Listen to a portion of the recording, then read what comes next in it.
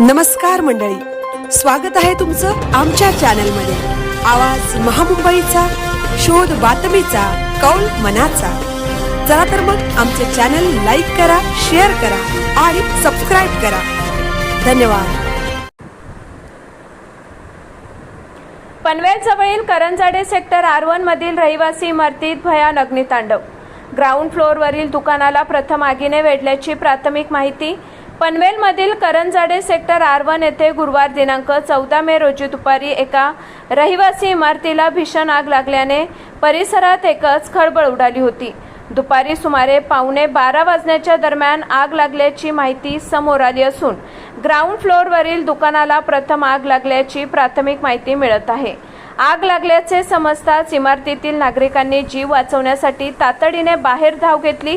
अचानक लागलेल्या आगीमुळे परिसरात भीतीचे वातावरण निर्माण झाले होते।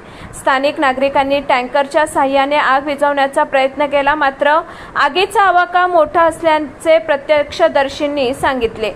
आगीचे नेमके कारण अद्याप स्पष्ट झाले नसून या घटनेत मोठ्या प्रमाणात नुकसान झाल्याचा अंदाज व्यक्त केला जात आहे। सुदैवाने या दुर्घटनेत कोणतीही जीवितहानी झालेली नाही। दरम्यान करंजाडे परिसरात स्वतंत्र अग्निशमन केंद्र किंवा अग्निशमन बंब उपलब्ध नसल्याने नागरिकांनी तीव्र नाराजी व्यक्त केली। आग लागल्यानंतर अग्निशमन दलाला घटनास्थळी पोहोचण्यास वेळ लागत असल्याने नुकसान वाढत असल्याचा आरोप स्थानिकांकडून करण्यात येत आहे। करंजाडे परिसरासाठी स्वतंत्र अग्निशमन यंत्रणा उपलब्ध करून द्यावी अशी आग्रही मागणी नागरिकांकडून प्रशासनाकडे करण्यात आली आहे।